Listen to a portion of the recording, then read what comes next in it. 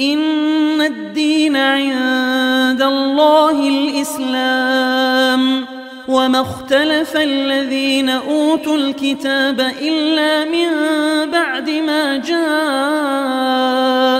العلم بغيا بينهم ومن يكفر بآيات الله فإن الله سريع الحساب. Itu. Maka ini syirik. Apa contohnya? Takut kepada penghuni jembatan angker.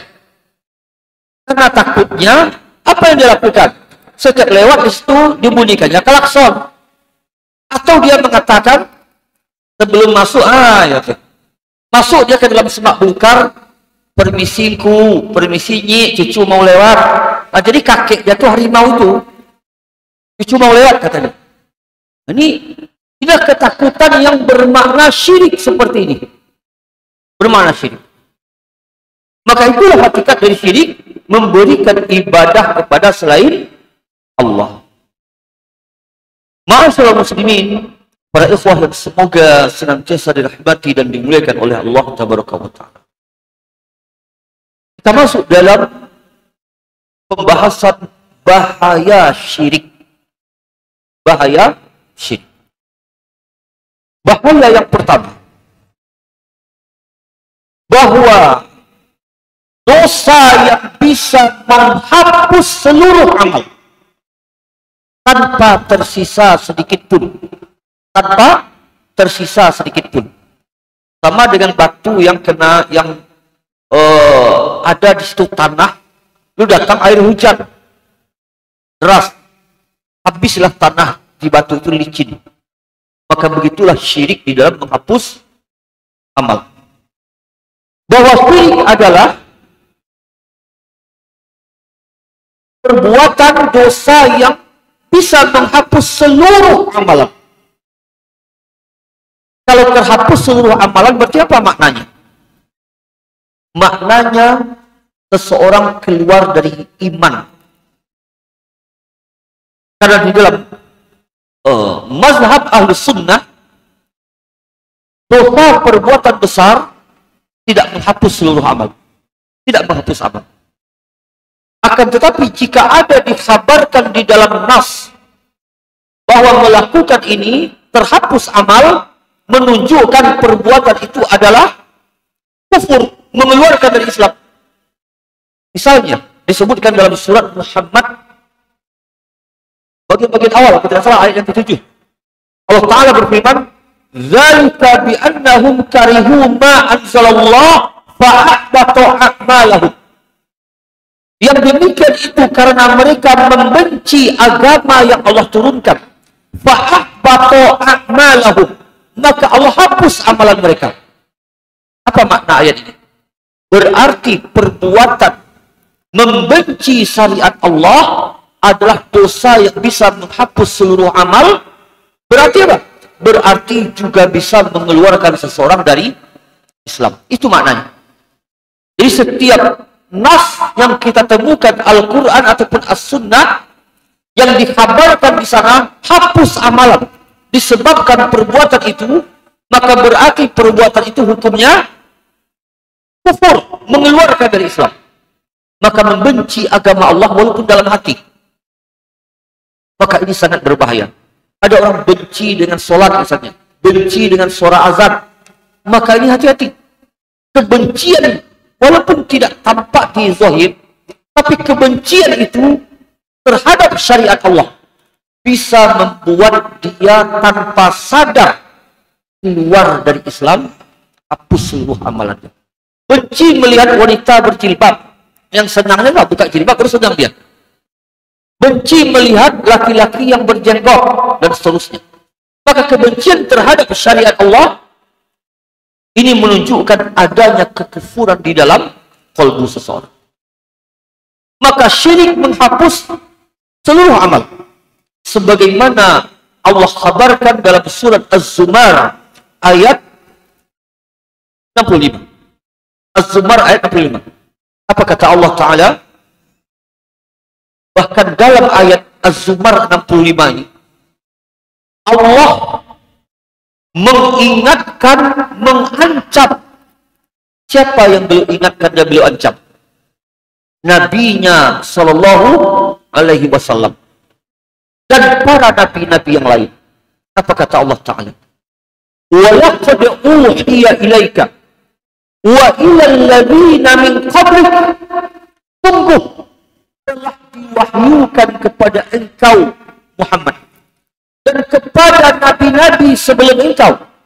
Apa yang Allah wahyukan? Allah berkata kepada Nabi SAW dan kepada setiap Nabi dan Rasul. Apa yang Allah katakan?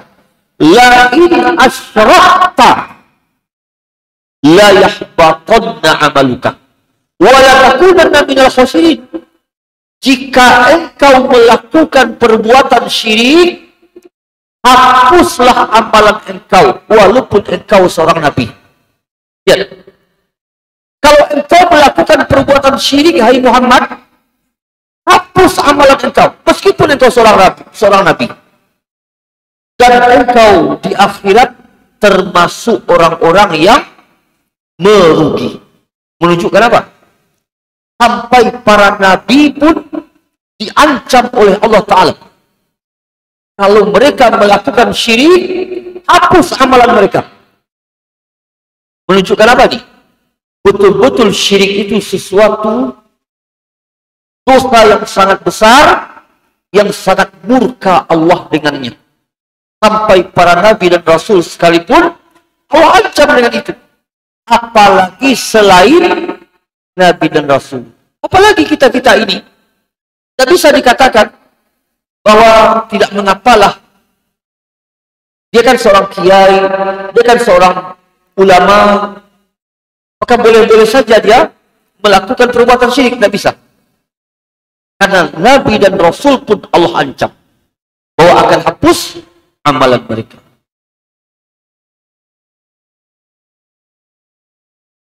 Kemudian Allah Subhanahu wa taala juga berfirman dalam surat At-Taubah ayat 17.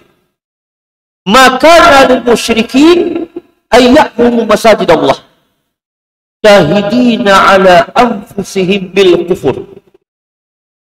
Tidak layak dan tidak mungkin orang-orang musyrik bisa memakmurkan masjid Allah.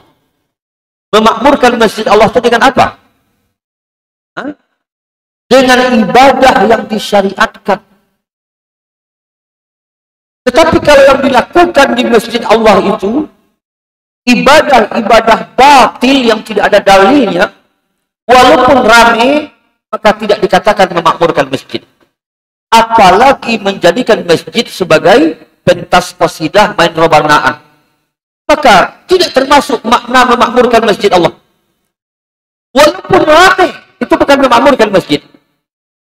Namun ada orang yang menegakkan salat berjemaah, satu imam, satu makmum, dua cuma, maka mereka adalah orang yang memakmurkan masjid Allah, walaupun hanya dua orang. Jadi memakmurkan masjid, jangan bawa istilah makmur ini dalam pemahaman bahasa Indonesia. Ketika dikatakan masjid makmur, yang terbayang apa? Orangnya banyak, gitu kan?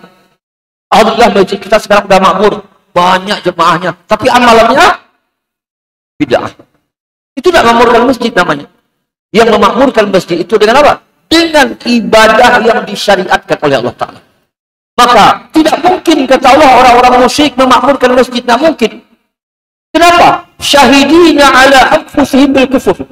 Mereka sendiri menjadi saksi kekufuran yang ada pada diri mereka. Ulaika habitat a'maluhum. Mereka lah orang-orang yang hapus amalannya. Menunjukkan apa? Syirik menghapus seluruh amal. Seandainya ada seorang yang menjadi ahli ibadah, umurnya berapa?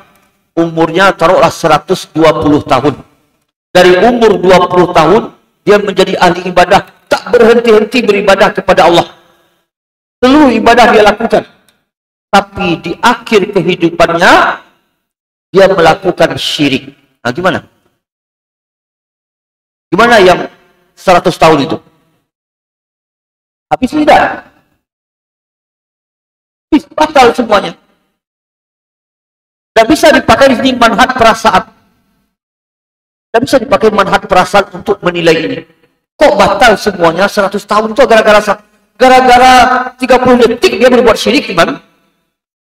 Hanya beberapa detik dia berbuat syirik, yang 100 tahun itu habis. Maka jangan bawa perasaan di dalam menilai ini. Coba kita tanya. Seseorang yang melakukan sholat dari takbir sebelum salam keluar angin, batal sholatnya? Batal kan? Batal. Sebelum salam keluar angin. Maka sebelum keluar dari dunia ini, dia melakukan syirik. Batal pula lah seluruh amal ibadah. Kemudian bahaya yang kedua.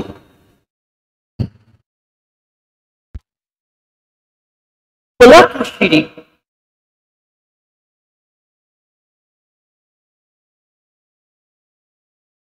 berhak mendapatkan laknat dari Allah.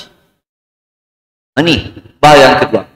Pelaku syirik diancam dengan laknat dari sisi Allah. Dan ketahuilah bahwa apabila seseorang dilaknat oleh Allah, maka maknanya apa? Allah menjauhkan dia dari rahmatnya. Dan kalau telah jauh dari rahmat Allah, ini Allah enggan memberikan rahmat kepadanya, walaupun dia masih hidup juga. Maka apalah gunanya hidup kalau Allah tidak memberikan rahmat kepada kita? Berarti Allah senantiasa dalam kemurkaannya terhadap orang ini. Senantiasa dalam kemurkaan. Maka dosa yang bisa mengundang laknat itu adalah syirik. Karena itulah apabila seseorang telah jatuh laknat atasnya, tidak ada lagi kebahagiaan dalam hidupnya. Allah cabut semuanya. Keberkahan dicabut. Tidak mungkin kita katakan dalam perkara ini ada laknat tetapi juga ada keberkahan. Tidak mungkin. Tidak mungkin bersatu di waktu yang sama, di kondisi yang sama, antara berkah dengan laknat. Tidak mungkin itu. Setiap yang dilaknat tercapurlah berkah. Walaupun uang triliunan, tapi jatuh laknat atasnya, berarti apa maknanya? Tercabutlah keberkahan hidup. Kira-kira orang tercabut keberkahan hidup, apakah dia bahagia? Tidak bahagia dia. Keberkahan itulah yang telah dicabut. Maka dosa syirik ini mampu mengundang laknat. Dan karena itulah bertubi-tubi musibah datang ke sebuah negeri, tak henti-hentinya. Kenapa? Penghuni negeri itu melakukan syirik, mengundang laknat. Datanglah laknat Allah kepada negeri itu.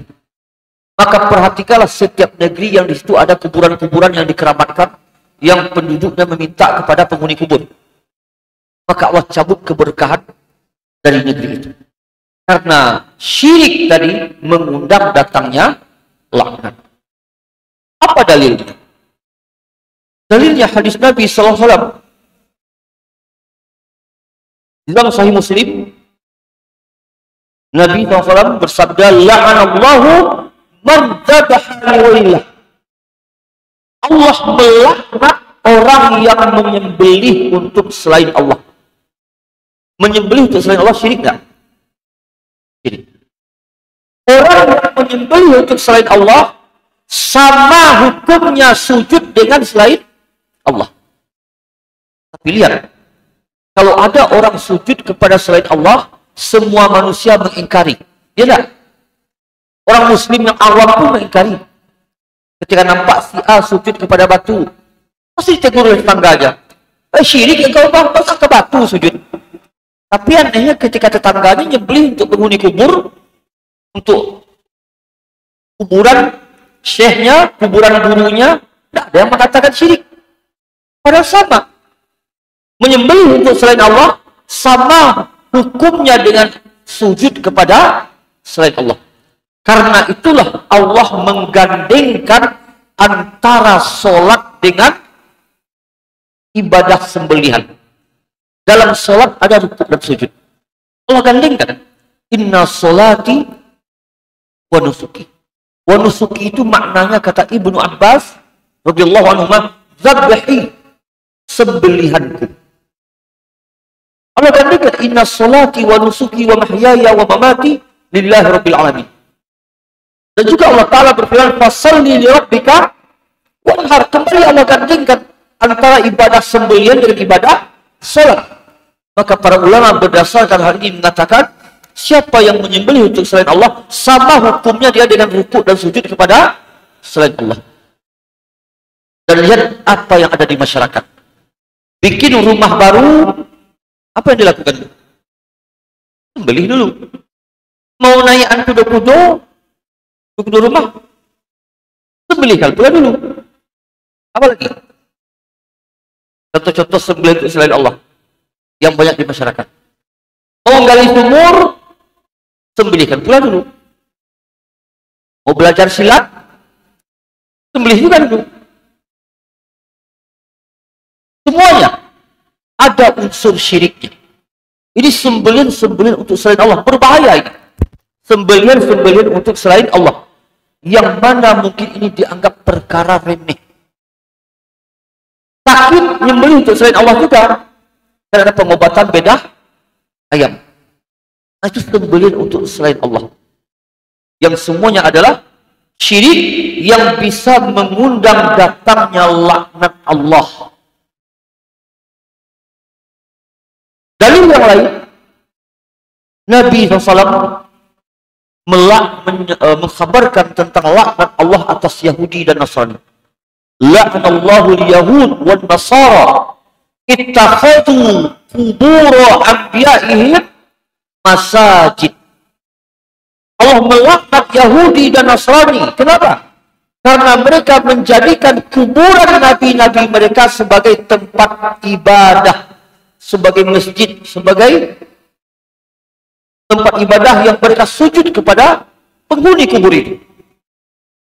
Dan itu bukan perkara yang hanya cerita isapan jempol. Karena kita pernah melihat orang yang mengunjungi kuburan yang dikeramatkan itu betul-betul sujud dia kepada kuburan tersebut. Minta apa dia? Banyak. Ada yang minta anak, minta kesembuhan, minta rezeki bertambah. Yang semuanya ini adalah di tangan Allah, bukan di tangan makhluk. Bayangkan, kebodohan terhadap tauhid di tengah-tengah kaum muslimin begitu dahsyat. Dan di sekeliling kita, realita itu kita saksikan. Bahkan mungkin di keluarga kita. Bahkan mungkin di keluarga kita. Maka butuh kita senantiasa untuk mendakwahkan tauhid ini kepada kaum muslimin. Bukan maksudnya dakwah itu duduk di mimbar menyampaikan, tidak. Di lapangan kita juga bisa melakukan. Apa contohnya? Kalau kita punya anak bayi yang masih kecil, maka biasanya mertua kita mau mengalungkan jimat tangkap pelasi untuk anak kita. Apa bentuk dakwah yang kita lakukan? Sampaikan kepadanya bahwa anak kita tidak butuh jimat tangkap pelasi ini.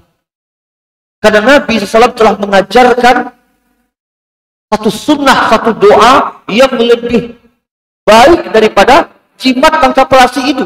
Apa doanya? U'idzuka bikalimatillahi tammati min kulli syaitani wahama wa min kulli ainin lamah. Dan Sahih Bukhari, aku perlindungkan engkau wahai anak dengan kalimat Allah yang sempurna dari kejahatan seluruh syaitan dan seluruh racun dan bisa, dan ainil lamah, dari pandangan mata yang jahat. Itu mungkin yang dimaknakan dengan pelasi. Jadi jimat tangkap pelasi itu semenjak zaman jahiliyah telah ada. Itu kebiasaan jahiliyah. Itu tradisi jahiliyah. mengalungkan jimat untuk anak-anak mereka supaya terhindar dari ain, dari jin dan sebagainya. Maka datang Islam menghapus itu semua. Maka perlu kita ingatkan masyarakat tentang perkara ini. Ma'asyiral muslimin, para ikhwah yang semoga senantiasa dirahmati dan dimuliakan oleh Allah Ta'ala. Yang ketiga, bahaya dari syirik. Perbuatan syirik menjadi sebab turunnya bala musibah. Turunnya bala musibah. Bahkan sebuah negeri akan dikuasai oleh musuh kalau penduduk negeri itu adalah orang-orang yang melakukan kesyirikan. Lihat, Allah Tabaraka wa Ta'ala berfirman dalam surah Ar-Rum 41. Zaharal fasadu fil barri wal bahri bima kasabat aydin nas. Apa artinya? Telah nyata tampak kerusakan di darat dan di lautan disebabkan perbuatan manusia. Dahulu kalau senawiyah kita menghafal ayat kok, tapi tafsir yang ada menjelaskan tentang apa? Kerusakan yang dimaksud akibat illegal logging, menggunduli hutan. Nah itu tafsir dia. Tapi lihatlah tafsirnya para ulama. Lihat bagaimana Syekhul Islam Ibnu Taimiyah rahimahullah di dalam majmu' fatwanya ketika menjelaskan ayat ini. Zaharal fasadu fil barri wal bahri bima kasabat aydin nas. Telah tampak kerusakan di darat dan di lautan disebabkan perbuatan manusia. Apa kata beliau? Wa man tadabbara ahwalal alam.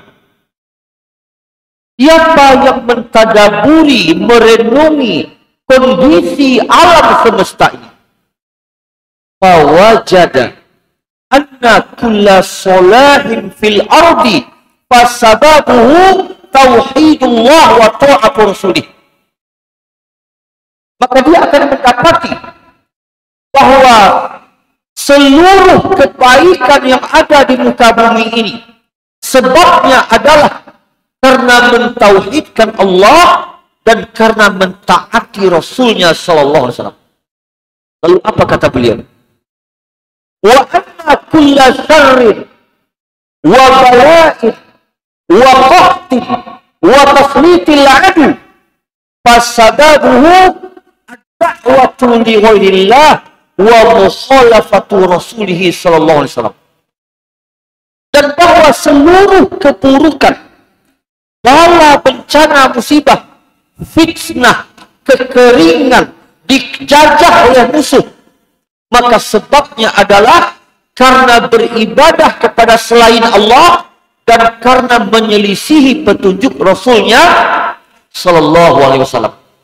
Maka jadilah syirik dan bid'ah merupakan dua penyakit, dua sebab terbesar musibah, bala, bencana datang, kekeringan dikuasai musuh.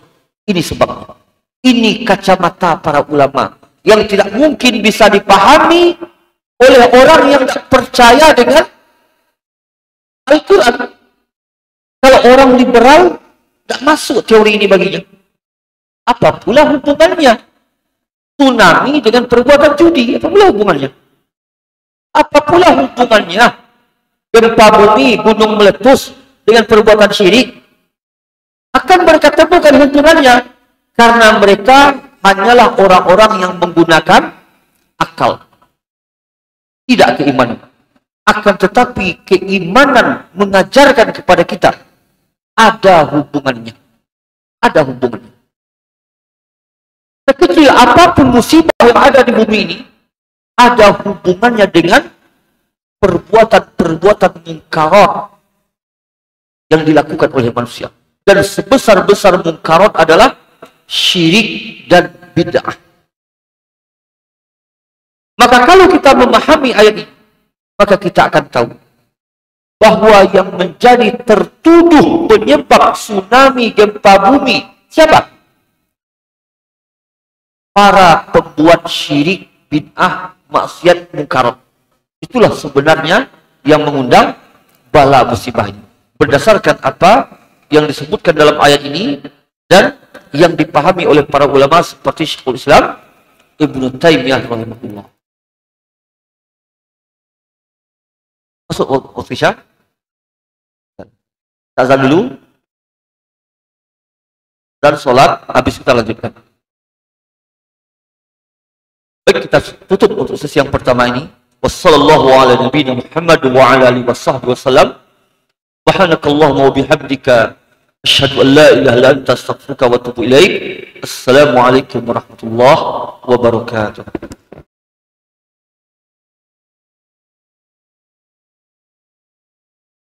أشهد أن لا إله إلا الله وحده لا شريك له وأشهد أن محمدا عبده ورسوله اللهم صل وسلم على نبينا محمد وعلى آله وأصحابه وعلى من سار على نهجه وتمسك بسنته إلى يوم الدين اتقوا الله حق تقاته ولا تموتن إلا وأنتم مسلمون. Ma'asyiral muslimin, para ikhwah, Bapak Ibu yang semoga senantiasa dirahmati dan dimuliakan oleh Allah tabaraka wa ta'ala. Barakallahu fikum wa yahdikumullahu jami'an.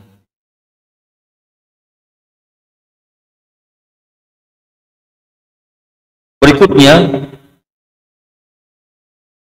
yang keempat dari bahaya perbuatan syirik. Perbuatan syirik dapat menjadi sebab tercabutnya rasa aman. Tercabutnya rasa aman. Dan ketahuilah Bapak Ibu yang dirahmati dan dimuliakan oleh Allah Ta'ala, bahwa nikmat keamanan adalah nikmat yang agung, yang besar sekali, yang banyak manusia lalai di dalam mensyukurinya. Seandainya kondisi negeri kita ini kacau, tercabut rasa aman, bisakah kita ngaji sekarang? Bisa. Mungkin kondisi di zaman pergolakan taruhlah, mungkin kita akan ditangkap, mungkin akan diculik, dan seterusnya. Mungkin di tengah jalan datang peluru nyasar. Itulah kondisi negeri yang tidak aman. Dan tidak amannya sebuah negeri mesti nanti akan terkait juga dengan tersebarnya keburukan kejahatan yang lain, kelaparan dan seterusnya, karena tercabutnya rasa aman. Dan rasa aman itu anugerah dari Allah. Dan sebab terbesar rasa aman itu Allah karuniakan apa? Tauhid. Sebab terbesar Allah karuniakan rasa aman adalah tauhid. Maka jika kita menginginkan rasa aman ini tidak tercabut dari kita, dari negeri kita, dari masyarakat kita, maka perjuangkanlah jangan sampai tauhid tercabut. Karena yakinlah, seiring dengan tercabutnya tauhid dari satu negeri, maka tercabutlah rasa aman itu. Kalau aman, makan enak, lalu lama. Itu kalau rasa aman.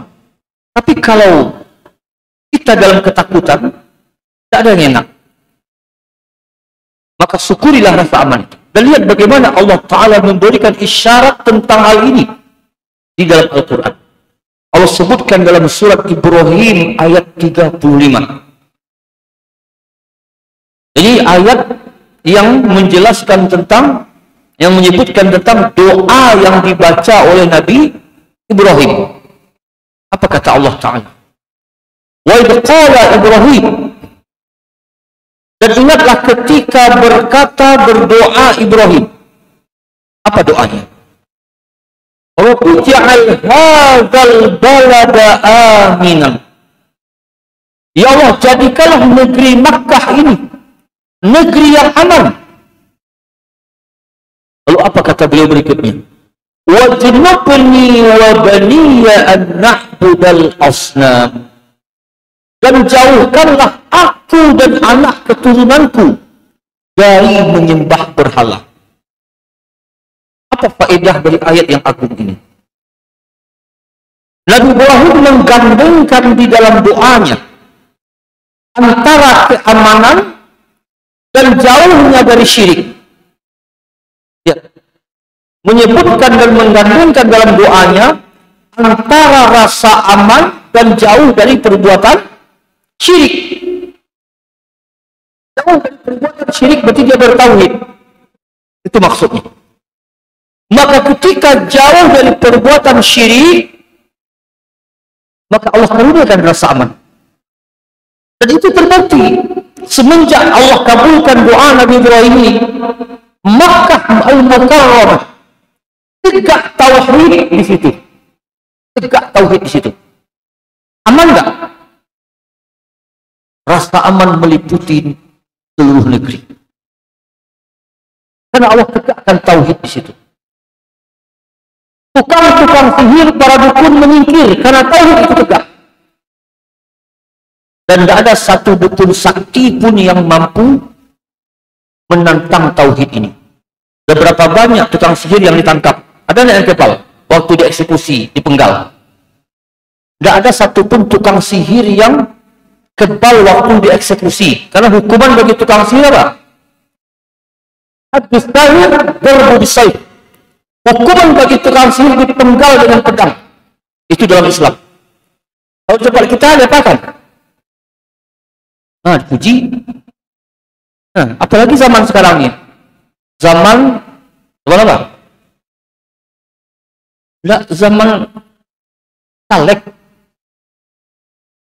Ada siapa dia tahu caleg? Para dukun, paranormal. Tetapi di negeri yang tegak tauhid tidak memiliki kekuatan apapun. Bahkan tukang-tukang sihir yang dari Afrika, Sudan, maka tidak berlaku kekuatan ilmu sihir mereka di hadapan ahlu tauhid. Dengan ini, tidak ada ilmu di kolong langit ini yang lebih tinggi daripada ilmu tauhid. Yang lebih mulia daripada ilmu tauhid, tidak ada yang lebih tinggi dari ini. Kesakti-sakti apapun, seorang dukun dan tukang sihir tidak akan mampu mengalahkan ilmu tauhid. Karena ilmu tauhid langsung datang dari sisi Allah Tabaraka wa Ta'ala. Dari atas langit yang ketujuh, dari arasnya yang agung. Itu ilmu tauhid. Sedangkan tukang sihir, kalau di Indonesia paling sakti ilmunya dari puncak gunung Kawi. Bertapa di situ, Gunung Bromo. Dan itulah dia dapat mantra dibisikkan oleh iblis. Masa kita gentar dengan dukun yang ilmunya paling dari puncak gunung hasil pertapaan. Sedangkan ini wahyu dari Allah dari atas langit yang ketujuh.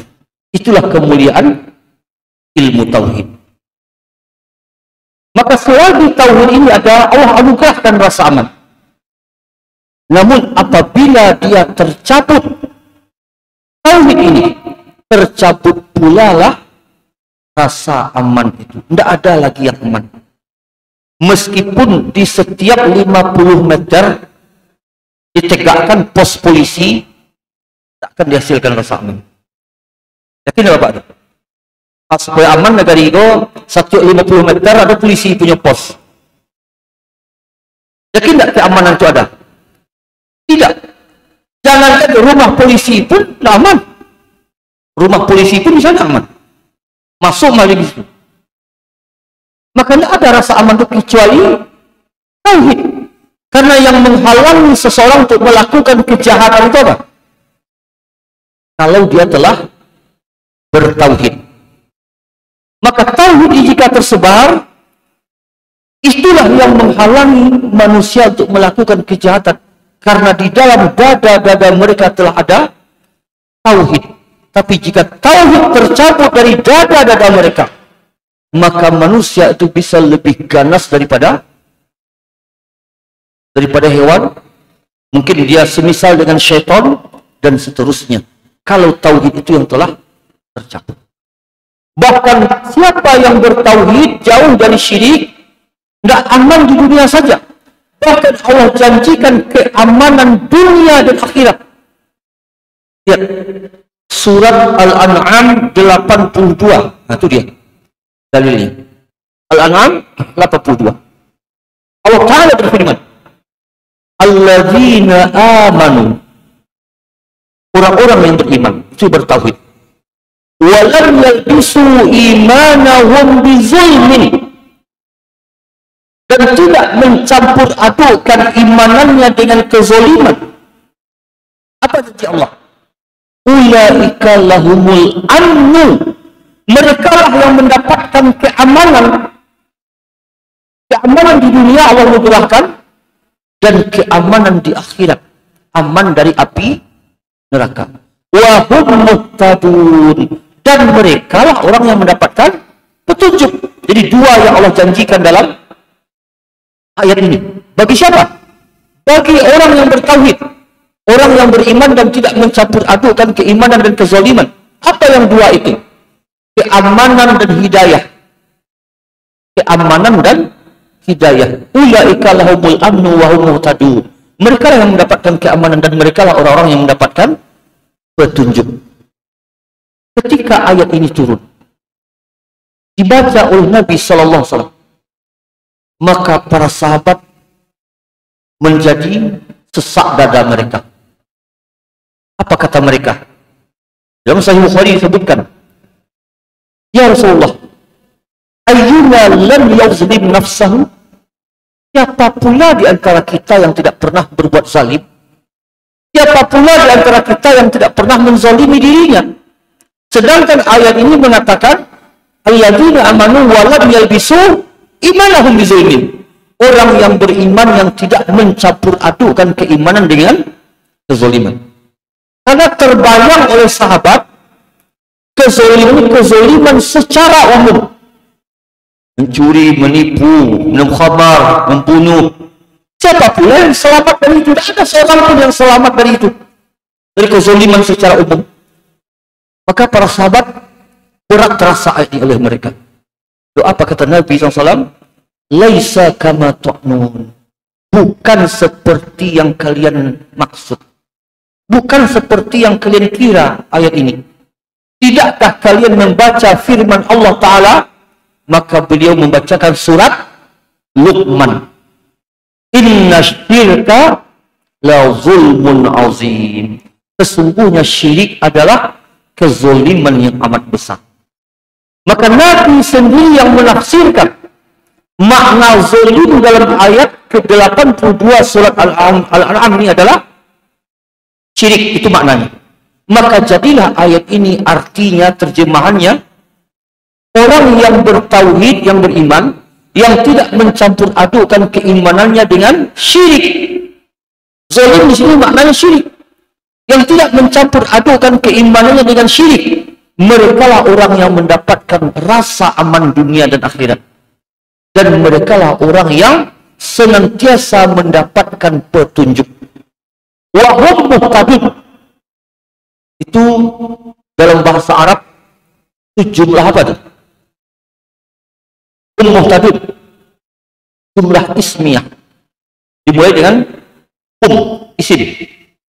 Dan jumlah ismiyah, faedahnya kata para ulama bahasa, yufidu lil istimrar, memberi faedah, menunjukkan terus menerusnya. Apa maksudnya? Terus menerus hidayah Allah berikan kepada mereka selagi tauhid mereka murni, tidak tercampur dengan syirik. Maka faedah dari ayat ini, kalau kita menginginkan hidayah itu tidak putus dari kita, terus menerus sampai kita meninggalkan dunia, maka terus menerus pula lah di atas tauhid. Dan ini juga menunjukkan faedahnya apa? Dakwah tauhid itulah hakikatnya dakwah hidayah.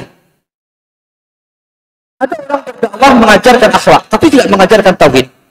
Bisakah dikatakan dia adalah orang yang sedang menyebarkan hidayah kepada manusia? Nah, gimana? Berdasarkan ayat ini, tidak.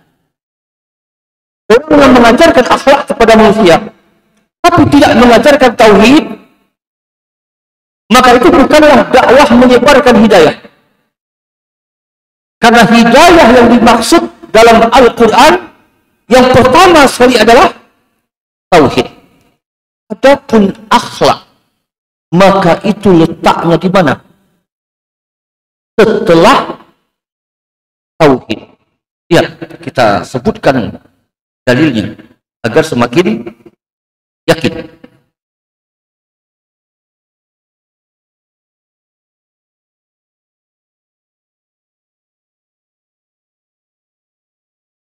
Lihat surat An-Nisa ayat 36. An-Nisa 36 ini dinamakan oleh para ulama ayat Al-Huququl Ashrah. Ayat yang menjelaskan 10 hak. 10 hak ada dalam ayat ini. Apa itu? Allah mulai dengan hak yang paling agung. Allah mulai dengan hak yang paling agung. Apa itu? Hak Allah. Apa hak Allah? Wa'budullaha wa la tusyriku bihi syai'a. Sembahlah Allah saja dan jangan persekutukan dia dengan sesuatu. Setelah menjelaskan hak Allah, perintah menunaikan hak Allah, baru yang kedua apa? Hak kedua orang tua. Wabil walidaini ihsana. Kemudian karib kerabat wa bizil qurba. Anak yatim wal yatama wal masakin wal jari bil qurba wal jari junubi wal sahibi bil jambi wa bis sabil wa ma malakat aymanukum. Dan coba lihat ayat kalimat yang terletak setelah wa'budullaha wa la tusyriku bihi syai'a. Yang terletak setelah itu semuanya adalah tentang akhlak mulia kepada manusia, mulai dari orang tua, semuanya. Kita bertanya, seandainya ada orang yang mengamalkan seluruh akhlak manusia kepada manusia, akhlak mulia kepada manusia yang ada dalam ayat ini, mulai dari bil walidain sampai seterusnya, seluruhnya diamalkan. Tetapi awal ayat habis dari kehidupannya. Wa'budullah. Gimana nilainya? 0. Bukan 0, minus. Oh, 0 masih mendingan, tidak ada beban. Tapi tidak ada lagi, hapus. Bahkan dia seandainya mati, tetap dia kekal dalam neraka kalau dia tidak membawa tauhid. Meskipun dikatakan tentangnya, si fulan tidak pernah di muka bumi ini ada anak yang paling berbakti kepada orang tua kecuali dia. Si fulan tidak ada yang lebih baik kepada fakir miskin anak yatim kecuali dia. Tapi dia mati membawa syirik dan tidak ada tauhid pada dirinya, maka tidak bernilai sedikit pun. Namun ada orang misalnya, saya membuat misalnya, tapi bukan ini idealnya, ini cuma misal untuk menjelaskan tentang nilai tauhid. Ada orang yang mengibadati Allah dan tidak mempersekutukannya dengan sesuatu pun. Namun mulai dari orang tua sampai seterusnya, akhlaknya buruk. Gimana mazhab Ahlus Sunnah tentang orang ini?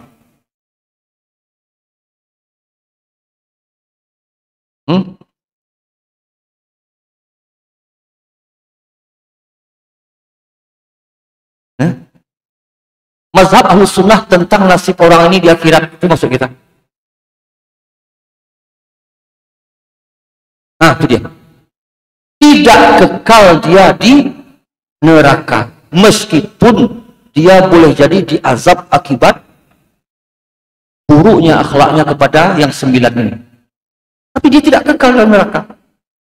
Namun yang pertama tadi, meskipun mulai dari orang tua sampai hak yang sembilan dia tunaikan semuanya, bagus nilainya semuanya, tetapi wa'budullah wa la tusyriku bi syai'a ini yang tidak ada. Di mana dia di akhirat? Bisa tidak akal kita menerima, keimanan kita menerima? Tidak mungkin pula apa sebaik ini kekal di neraka. Salah. Ini bukan mazhab perasaan. Tetap kita katakan dia kekal di neraka selama-lamanya. Baik mana dia dengan Abu Thalib? Baik mana dia dengan Abu Thalib? Paman Nabi SAW. Yang kalau dibilang jasa, maka berjasalah dia kepada Islam. Tetapi adakah nilainya di sisi Allah? Tidak. Ini untuk membedakan, membandingkan. Inilah nilai tauhid, inilah nilai akhlak. Walaupun seperti dikatakan idealnya semuanya kita tunaikan. Namun kalau kita ingin membedakan antara nilai tauhid dengan nilai akhlak, ini letak bedanya. Dan akhlak yang teragung itu adalah akhlak kepada Allah. Jadi jangan remehkan tentang tauhidullah. Ma'asyiral muslimin, para ikhwah yang semoga senantiasa dirahmati dan dimuliakan oleh Allah tabaraka wa ta'ala. Kemudian tadi apa? Keamanan kan senantiasa ada selagi tauhid itu ada dan tercabut apabila tercabut rasa aman apabila tercabut tauhid. Yang kelima, orang yang mati dalam kesyirikan. Orang yang mati dalam kesyirikan sebelum dia bertaubat, maka Allah tidak akan memberikan ampunan untuknya. Hapus amalannya, kekal di dalam neraka selama-lamanya. Ingat, selama-lamanya. Bukan sebentar ya, bukan 1000 tahun. Ini kalau membahas masalah selama-lamanya ini, kita tanya biasanya jemaah. Kalau ada orang masuk neraka 1 triliun tahun. Berapa 1 triliun tahun, Pak? Nolnya berapa? 12. Masuk neraka 1 triliun tahun. Sedangkan 1 hari berapa di akhirat? Kalau di dunia. 1 hari akhirat 1000 tahun di dunia. Fi yaumin kana miqdaruhu alf sanatin mimma ta'udun. 1 hari sebanding dengan 1000 tahun dalam bilangan. Berarti 12 kali 1000. Ada yang masuk neraka selama itu? Ada nggak batasnya? Masih ada nggak batasnya itu? Masih ada batasnya. Karena masih bisa dihitung nolnya. Tapi ini tak terbatas. Istilah matematiknya bilangan tak terhingga lagi. Tidak ada batasnya. Khalidina fiha abada. Bisakah kita bayangkan? Kita masuk neraka dalam waktu yang tidak pernah ada batasnya. Dan itu bagi siapa? Yang mati di atas syirik dan tidak bertaubat. Dan kita bandingkan dengan kasus yang kedua. Ini bukan masalah idealnya tidak. Tapi perbandingan untuk mengetahui nilai. Ada orang bertauhid, habis mengesap ganja, habis minum khamar, mati. Habis main judi, mati. Tidak dia bertobat. Gimana dia? Di sisi Ahlus Sunnah. Ya, dikembalikan kepada masyiatullah. Apa maksudnya? Kalau Allah ingin, Allah ampuni, walaupun dia tidak bertobat sebelum mati, karena ampunan Allah yang amat luas. Apa yang kedua? Allah azab dia, tetapi tidak kekal di dalam neraka. Berarti mana yang lebih baik? Habis minum khamar mati, habis main gas yang tengkorak mati, habis kedukun mati. Mana yang lebih baik? Kedua-duanya tidak baik, tapi kita katakan lebih baik. Walaupun kedua-duanya tidak baik. Keadaannya maksudnya, maka lebih mendingan yang ini. Karena tidak kekal dia di dalam neraka. Maka ini perbedaan dosa besar dengan syirik. Allah Ta'ala berfirman dalam surat An-Nisa 115 dan juga An-Nisa 48. Allah Ta'ala berfirman, innallaha la yaghfiru an yushraka bihi.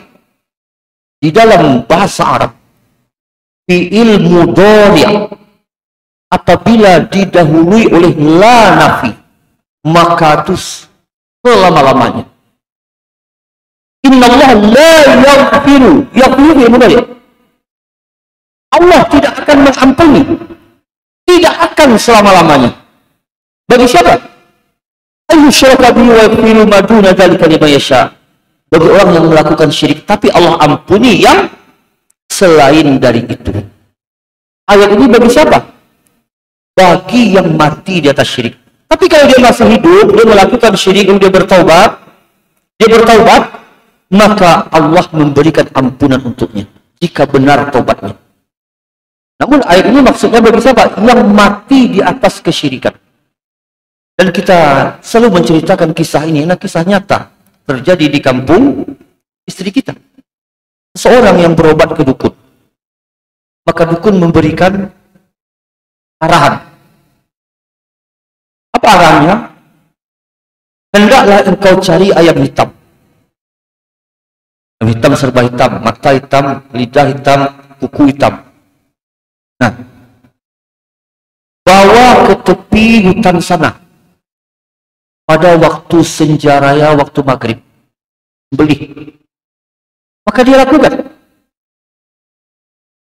Setelah itu dia balik, melintasi jalan dan ditabrak, jatuh mati. Mati habis mempersekutukan Allah. Wal-iyazubillah. Ini luar biasa yang seperti ini. Mengerikan kalau mati dia dalam kesyirikan.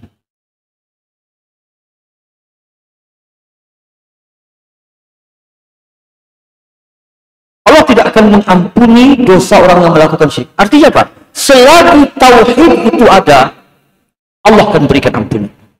Dalam hadis qudsi dikeluarkan oleh Imam Muslim dalam sahihnya dan Imam Tirmizi dalam sunannya. Dan apa yang kita sebutkan ini adalah lafaz dalam sunan At-Tirmizi. Apa kata Allah Ta'ala? Ya bani Adam, wahai anak Adam, law ataitani bi qurabil ardi khataya, seandainya engkau datang kepadaku membawa dosa sepenuh bumi,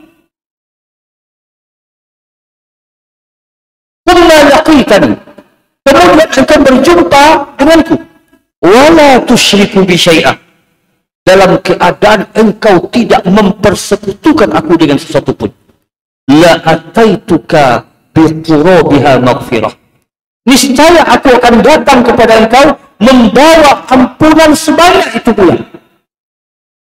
Artinya apa? Allah akan ampuni meskipun dosanya sepenuh bumi.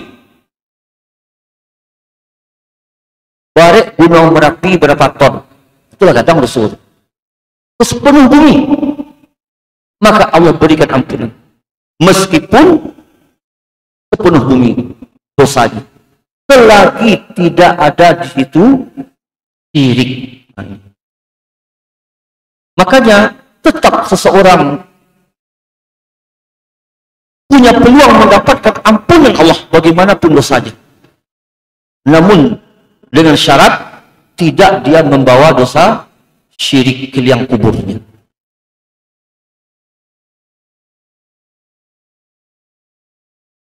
Kemudian yang terakhir, yang keenam, bahaya syirik. Orang yang mati di atas kesyirikan, di atas kekufuran, tidak akan masuk ke dalam surga selama-lamanya.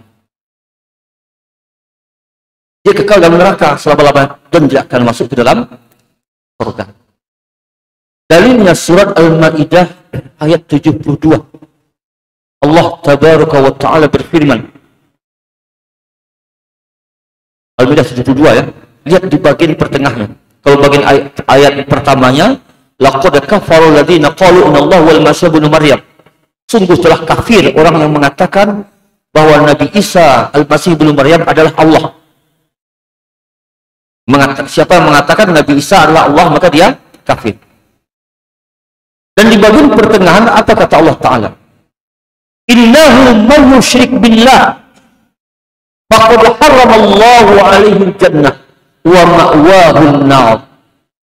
Sesungguhnya siapa saja yang mempersekutukan Allah. Man di sini kan bentuknya dalam bahasa Arab namanya nakirah. Siapa saja, ada peduli. Mau dia buya, mau dia ustaz, mau dia kiai, bahkan mau dia nabi. Siapa saja ada peduli, mau dia raja. Siapa saja yang mempersekutukan Allah, mau dia habaib keturunan Rasul katanya. Tapi dia mempersekutukan Allah. Faqad haramallahu alaihi jannah. Allah haramkan surga atasnya. Allah haramkan surga atasnya. Tak akan dia masuk surga. Wa ma'wahun nar. Dan tempat tinggalnya adalah neraka. Dan terkait mustahilnya orang yang mati dalam keadaan kufur dan syirik ini masuk surga, Allah gambarkan kemustahilan itu dalam surat Al-A'raf 40. Allah Ta'ala berfirman, Innal ladhina kadzabu bi ayatina wastakbaru anha. Orang-orang yang mendustakan ayat kami dan menyombongkan diri terhadap ayat-ayat kami. La tufattahu lahum abwabus sama. Tidak dibukakan pintu-pintu langit untuk mereka. Wa la yadkhuluna al-jannah hatta yaljal jamal fi sammil khiyat. Dan tidak akan masuk mereka ke dalam surga sampai masuk onta ke lubang jarum. Onta apa? Bisa masuk ke lubang jarum. Memasukkan bengal juga ya gitu. Kapan onta masuk ke lubang jarum? Tidak akan ada. Ini permisalan yang Allah gambarkan mustahilnya bisa masuk ke dalam surga. Kecuali telah masuk onta ke lubang jarum. Berarti tidak akan pernah. Jadi Allah memberikan gambaran-gambaran dalam Al-Quran untuk mendekatkan kepada pemahaman. Mustahil, maka didekatkan dengan ungkapan tidak akan masuk onta ke lubang jarum. Nah, inilah diantara bahaya-bahaya pokok dari syirik yang hendaklah kita berusaha untuk menjauhkan diri darinya. Bagaimana menjauhkan diri dari syirik? Kita aja tidak tahu apa itu syirik. Apa saja bentuk-bentuk syirik. Berarti apa? Kalau betul kita ingin menjauhkan diri dari syirik, maka jawabannya wajib bagi kita mengenal dengan pengenalan yang sempurna tentang syirik ini, agar kita mampu mendeteksinya. Dan tidak cukup seseorang mengatakan kepada umat, jangan berbuat syirik, titik. Belum cukup itu. Mesti dia rinci apa saja itu syirik. Karena masyarakat tidak tahu apa itu syirik. Anak-anak muda mengatakan syirik itu apa? Iri katanya. Mana pergi itu? Maka dijelaskan. Karena itu Syekh Muhammad bin Abdul Wahab At-Tamimi menulis Kitab Tauhid. Isinya tentang kasus-kasus syirik. Jimat, tatoyur, ramalan, dukun, disebutkan di dalam itu. Agar jelas oleh manusia, inilah yang syirik. Tetapi karena jahilnya, jangankan orang awam, ini kisah nyata, pernah sering kita sampaikan untuk jadi iktibar. Orang yang udah ngaji pun tidak tahu apa itu syirik, apa itu dukun, tidak tahu dia.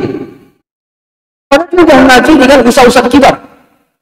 Di waktu kita tinggal di Batu Sangkar ini, pulang kampunglah seorang ikhwah dari Pekanbaru yang mengaji dengan ustaz-ustaz kibar di sana. Bahkan kemanapun ustaz-ustaz kibar itu dia ikut. Tak rombongan tuh, karena dia memang termasuk panitia intinya. Pulang kampung lebaran, sholat di salah satu masjid di Batu Sangkar, berwudu, ditaruhlah tas di tempat gantungan, lupa. Habis sholat, hilang tas. Isinya lumayan banyak duit, hilang. Lalu disebabkan desakan istri, keluarga istri, dia pun didesak, akhirnya bertanyalah kepada Siapa? Orang bodoh. Saya berapa bodoh? Tapi dia datang ke rumah kita. Dia datang. Diceritakan. Maka kita katakan, udahlah baik dukun nggak mau sudah. Apa jawabnya? Kecil ini minta ke Allah je Ustaz ya. Aneh dalam Ustaz. Kecil ini minta ke Allah. Kapan pula dukun tahu mau mengaku saya minta ke setan? Tak akan mengaku dia. Paling-paling dia mengatakan, sama-sama minta kita kepada yang di atas. Nggak mau dia jemput Allah. Itu biasanya trik-trik dukun itu. Ini mengetahui perkara definisi dukun itu masyarakat nggak tahu. Apa definisi dukun? Definisi dukun. Dan dipukul rata. Karena tahu definisi, tukang urut pun bisa dikatakan dukun.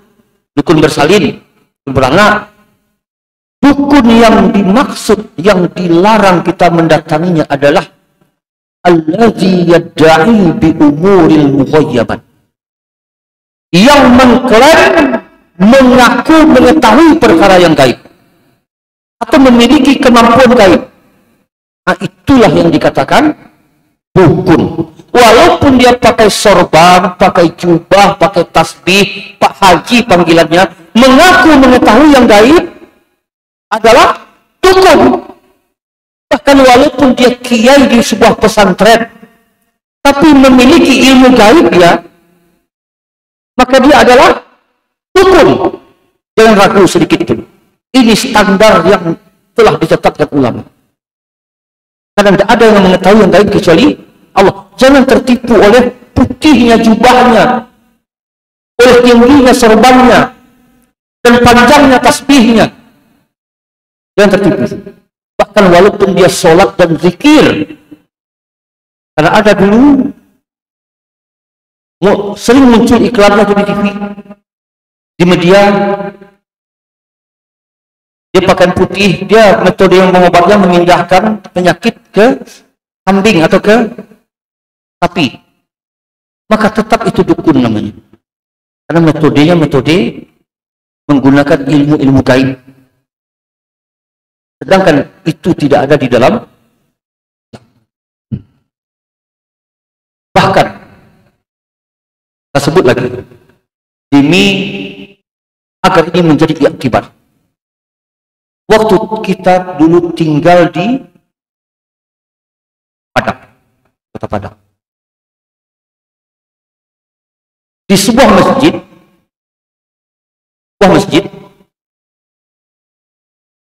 hilanglah laptop atau barang-barang dari masjid. Hilang. Maka ada seseorang yang diustadkan di situ. Maka dia ada S2, jurusan dakwah. Bahkan dia terkenal dengan kajian-kajian tazkiyatun nufus. Itu dikenal dia dengan itu. Dan dia masuk dari pengurus. Apa yang dia lakukan? Orang yang dicurigai tadi, dicari nama-namanya dan dicurigai. Yang dia lakukan adalah batanuang jo Al-Quran. Tahu Bapak? Al-Quran di bagian waliyatalak tafwa. Dimasukkan kunci di tengah itu. Diikat Al-Quran itu dengan benang 7 ragam. Lalu tuh, kalau ujung tuh.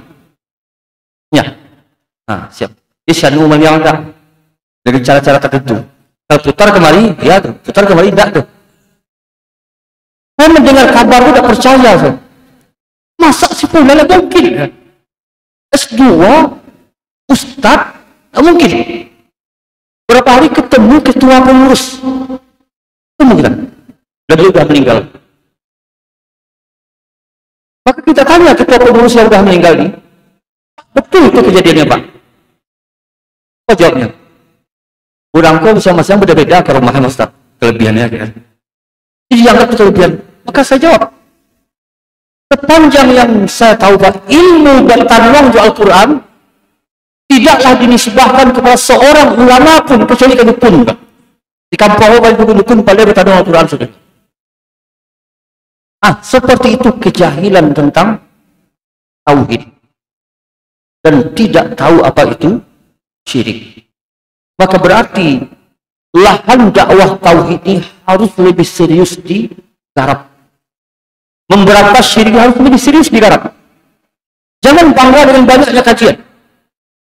Baca kitab Durus Syarah Nawaqidil Islam karya Syekh Shalih Fauzan. Ketika mensyarah Nawaqidil Islam yang pertama di bagian akhirnya, belum menyebutkan tentang fenomena sekarang. Betul kata beliau bahwa masjid-masjid Ahlussunnah telah berdiri, markas-markas Ahlussunnah telah berdiri banyak bertebaran. Akan tetapi adakah kesyirikan itu berkurang? Adakah kuburan-kuburan keramat sepi dari pengunjung? Dukun-dukun tidak lagi dikunjungi? Kalau masih sama, apa yang didakwahkan oleh para dai itu? Apa yang mereka dakwahkan? Begitu cara seorang alim menilai.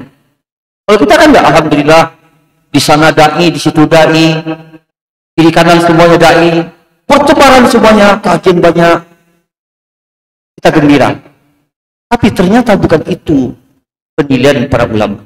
Lihat, apakah syirik telah berkurang?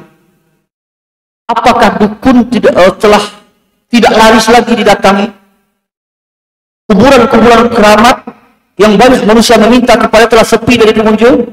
Kalau masih sama juga, berarti ada yang salah nih dari dakwah. Ada yang salah nih.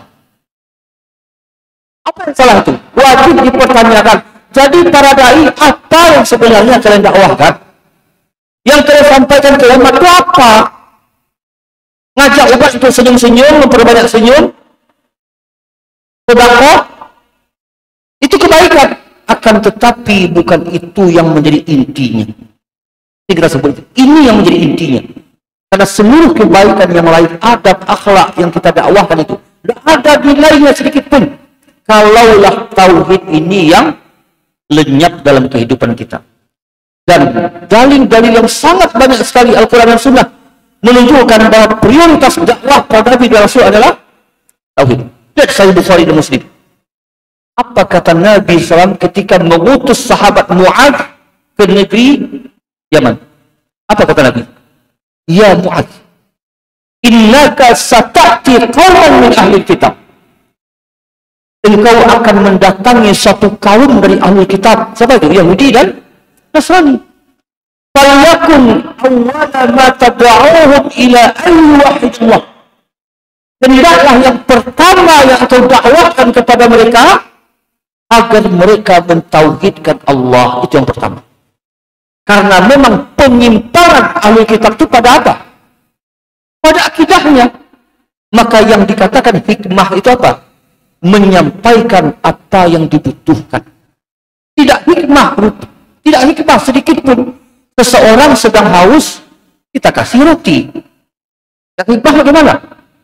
Kita kasih air, baru hikmah. Sesuai dengan yang dibutuhkan.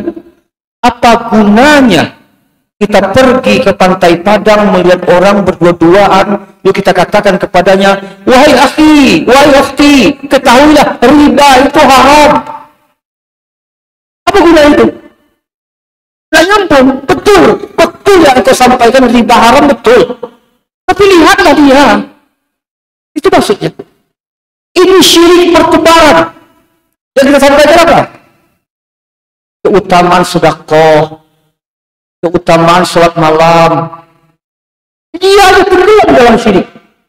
Dan kita, karena kita lama tinggal di musola, kita tahu jamaah-jamaah itu. Yang sebelum subuh dia telah datang. Sebelum subuh dia datang. Tidak ketinggalan ibu-ibu itu sholat berjamaah. Alangkah rajinnya dia. Tetapi ketika dia sakit, dia mendatangi dukun. Anda ibu gitu. 10 tahun dia beribadah, tapi ketika sakit dia datangi dukun. Maka tauhid.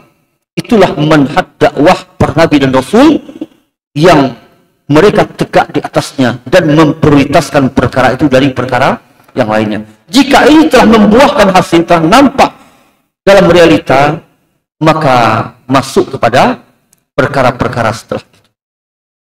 Allah Ta'ala. Baik, sebelum kita tutup, kita buka sesi tanya jawab.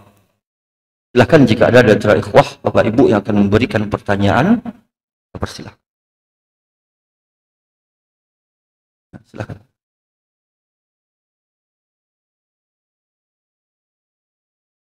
Selamat.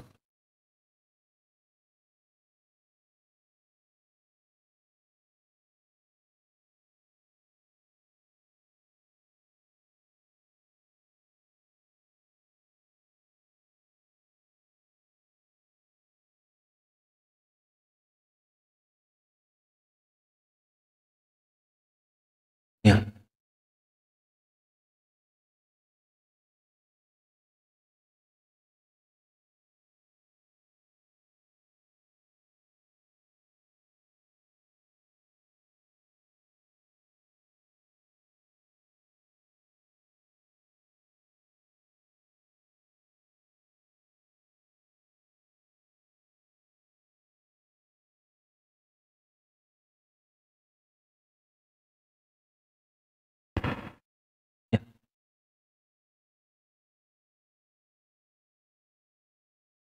Sebelum kita jawab, kita bertanya dulu.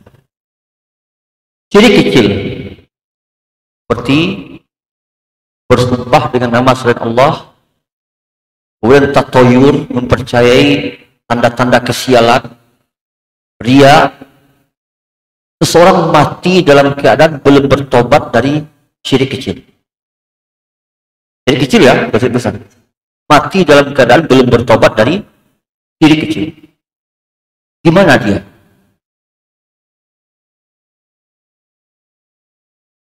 Allah ampuni kah?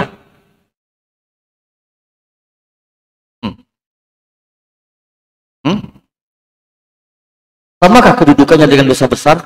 Diserahkan kepada masyiatullah? Jawabannya sebagaimana yang disebutkan oleh Syekh Shalih Fauzan ketika membahas syarah Nawaqidul Islam. Allah tetap tidak akan mengampuni. Karena keumuman dalil, innallaha la yaghfiru ayyushraka bihi. Allah tidak akan mengampuni dosa orang yang melakukan syirik. Masuk dalam syirik besar ataupun syirik kecil, akan Allah ampuni. Tapi apa bedanya dengan pelaku syirik besar? Apa bedanya? Pelaku dosa besar mati sebelum bertobat. Pelaku syirik kecil mati sebelum bertobat. Kalau antara syirik besar dan syirik kecil telah kita tahu bedanya. Yang satu kekal, yang satu tidak. Sekarang antara pelaku syirik kecil dengan pelaku dosa besar, apa bedanya? Ya, pelaku syirik kecil tak ada peluang diampuni kalau sudah mati. Berarti dia mesti mendapatkan azab. Tapi pelaku dosa besar ada kemungkinan dia diampuni walaupun mati belum bertobat. Berarti mana yang lebih mendingan, dosa besar atau syirik kecil? Masih mendingan dosa besar daripada syirik kecil. Ada kemungkinan diampuni, syirik kecil tidak ada kemungkinan diampuni. Dosa besar masih ada kemungkinan untuk diampuni walaupun mati belum bertobat. Tapi syirik kecil tak akan diampuni. Mesti dia mendapat siksa dulu, tapi dia tidak kekal di neraka. Ini bedanya. Coba bedakan keadaan pelaku syirik kecil, syirik besar, dan syirik kecil dengan pelaku dosa besar. Adapun seseorang, apakah orang tua kita ataupun yang lainnya, yang zahirnya kita ketahui dia berada di atas syirik, dia berada di atas kesyirikan, dan tidak kita ketahui kabaran yang sahih ataupun data yang kuat dia tobat dari kesyirikannya sampai dia meninggal, maka kita hukumi dia berdasarkan zahir yang kita ketahui. Tidak boleh kita mendoakannya, tidak boleh kita memintakan ampunan untuknya. Kalaupun ternyata dikatakan ada kemungkinan dia bertobat, kemungkinan itu diserahkan kepada Allah. Kita hanya menghukum sesuai dengan zahir. Makanya ada di antara manusia ini nanti di pandangan manusia dia kafir, diberlakukan hukuman orang-orang kafir terhadapnya di dunia, ternyata di akhirat dia adalah seorang mukmin. Kenapa? Manusia nggak tahu dia taubat. Dan kita dibebankan hanya dalam perkara yang kita tahu. Dan selama yang kita tahu dia tidak bertobat, walaupun kemungkinan dia bertobat itu ada. Kita saja yang tidak tahu. Hanya saja di dalam menerapkan hukum, maka kita menghukum sesuai dengan zahir yang kita tahu. Apa yang tidak kita tahu, kita serahkan kepada Allah. Kita berharap orang yang tidak kita ketahui dia bertobat dari syirik sampai meninggal, kita berharap semoga-moga memang dia telah bertobat, hanya saja kita yang tidak tahu. Tapi kita tidak boleh mendoakannya, memintakan ampunan untuknya. Itu cara menyikapinya. Wallahu a'lam.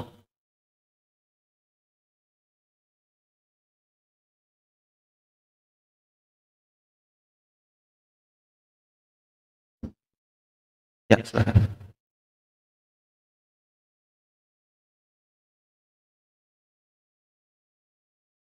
Ya.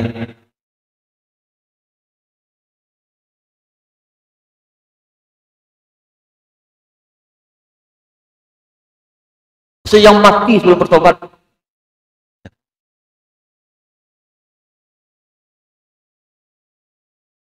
Ya, syirik besar dan syirik kecil. Syirik besar pun diampuni. Tetapi kita masih, itu dalam kita selagi nyawa masih dikandung badan, belum sampai di tenggorokan, dan selagi matahari belum terbit di sebelah barat, maka pintu ampunan tetap terbuka. Kemudian dia seorang mukmin itu terjadi di tengah amal dan setelah beramal.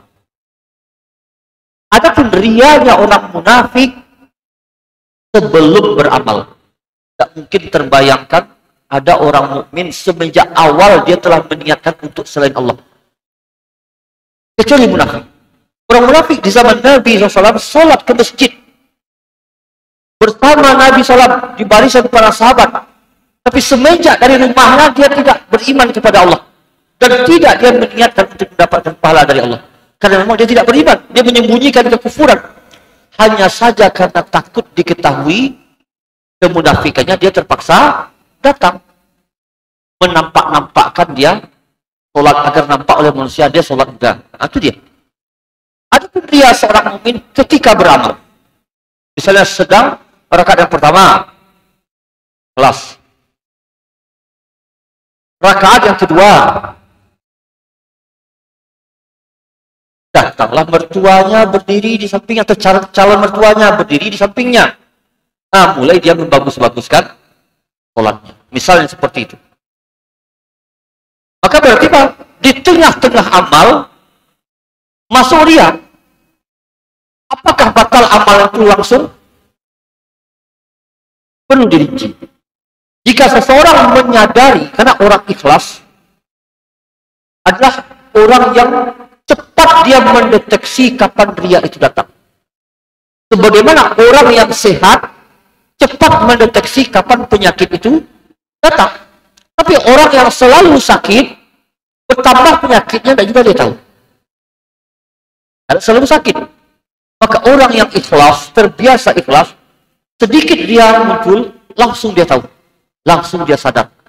Maka ketika dia sadar, dia lawan dia itu, dia kembalikan niatnya kepada Allah, maka insya Allah tidak memudaratkan kepada amalan. Tapi kalau dia biarkan dia ikuti sampai ria itu menetap dalam kalbunya, maka hapus amalannya. Amalan yang terjadi padanya ria. Jadi beda syirik kecil dengan syirik besar. Syirik kecil seperti ria ini hanya menghapus amalan yang terjadi padanya ria, bukan semua amalan. Tapi kalau syirik besar baru menghapus semua amalan, meskipun tidak ada hubungannya dengan syiriknya itu, hapus semuanya. Tapi kalau syirik kecil tidak. Seperti orang sholat tarawih misalnya, tarawih 11 rakaat, 2 rakaat pertama salam ikhlas, tapi sesi yang keduanya 2 rakaat berikutnya ria, Maka yang ini saja yang pertama tadi diterima. Kemudian ria seorang mukmin ada kalanya setelah beramal. Walaupun dia telah melakukan haji umroh 20 tahun yang lalu, ada tetap kemungkinan muncul ria hari ini. Walaupun sudah berlalu 20 tahun yang lalu, tetap ada kemunculan ria itu datang. Makanya menjaga amal yang ikhlas itu, walaupun telah dilakukan dengan ikhlas, menjaga itu lebih susah. Karena kecenderungan hawa agar makhluk mengetahui amalan tersebut. Karena itulah, ketika membahas ria, kita harus tahu definisi ikhlas. Ikhlas adalah Allah tatluba ala amalika syahidan ghairallah wala mujazian siwa. Engkau tidak menuntut atas amalan engkau saksi yang menjadi saksi atas amalan engkau selain daripada Allah, dan tidak menuntut orang yang membalasi selain daripada Allah. Itulah ikhlas. Kalau ada masih ada ambisi, keinginan agar orang tahu, maka itulah ria. Apa contohnya? Karena dunia sosmed tersebar, itu dunia ria sekarang. Diletakkanlah kitab yang terkembang, lalu diletakkan kopi segelas di samping kitab, difoto, dioplat. Apa bunyinya? Sedang ngopi. Padahal dia sedang ingin mengkhabarkan kepada manusia, dia sedang baca kitab, dia sedang murajaah. Dan itu tidak hanya mengingkari orang, bahkan semakin tinggi seorang, kalau dia ustaz dai, dia luput dari dia. Kita pernah melihat status. Difotolah sebuah kantor pemerintah, foto. Lalu dibuat setelah itu jelasan. Alhamdulillah pernah ngisi kajian di sini. Faedah itu apa? Apa faedah? Ada faedahnya itu. Alhamdulillah pernah ngisi kajian di sini. Apa faedah itu dikabarkan? Kan aneh itu. Itulah. Ingin diketahui saya tuh bukan orang sembarang saya nih. Saya pernah ngisi kajian di kantor pemerintah itu yang bukan sembarang orang yang bisa masuk di situ. Dan juga pernah kita temukan di status gambar status WA seorang dai. Dia pernah ngisi kajian di Jakarta, dainya Sumatera Barat. Yang ada satu masjid di situ yang bukan sembarang ustadz yang bisa masuk. Dia ngisi kajian setahun yang lalu.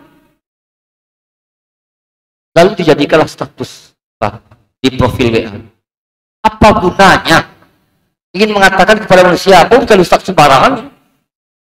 Orang Sumatera Barat aja yang menyangka bahwa orang remeh-temeh itu bukti yang mau ngasih kajian di Jakarta. Kan gitu. Ingin mengkabarkan kepada manusia, kita bukan orang sembarangan. Nah ini. Dan kalau ini tidak disadari, maka ini sesuatu yang sangat berbahaya. Dan obat dari ujub, biasanya ujub dan ria itu seiring. Penyebab dari ujub dan penyebab dari ria karena tidak mengaplikasikan kalimat iyyaka na'budu. Dan penyebab dari ujub karena tidak mengaplikasikan wa iyyaka nasta'in. Maka siapa yang mentadaburi kalimat iyyaka na'budu wa iyyaka nasta'in dan dia realisasikan itu dalam batinnya, maka hapuslah ujub, hapuslah ria. Ketika dia mengatakan iyyaka na'budu, hanya kepada engkau kami menyembah ya Allah. Dan ibadah kami hanya untuk engkau, bukan untuk si fulan. Bukan untuk si fulan. Wa iyyaka nasta'in. Dan hanya kepada engkau kami meminta pertolongan.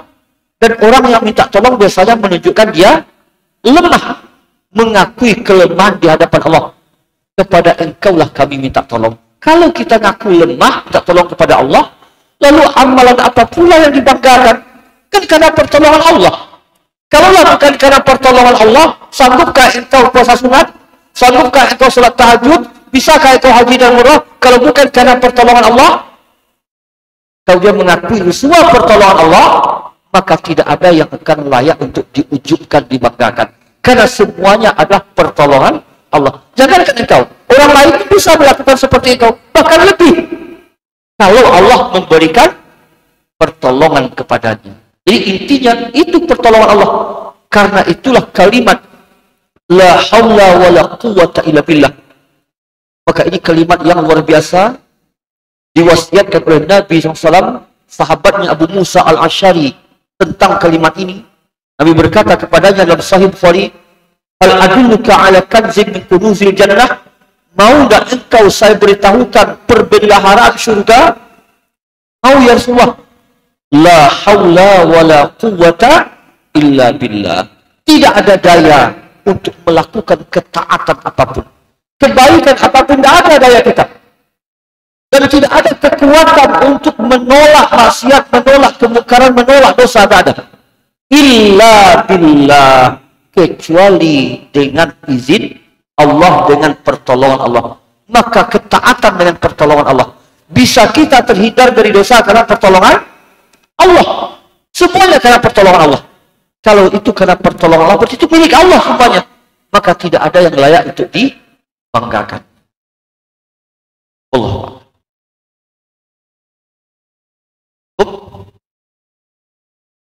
Baik, kita cukupkan. Semoga bermanfaat bagi kita semua. Wassallallahu ala nabiyina Muhammad wa ala alihi wa sahbihi wasallam. Subhanakallahumma wa bihamdika asyhadu an la ilaha illa anta astaghfiruka wa atubu ilaik. Assalamualaikum warahmatullahi wabarakatuh.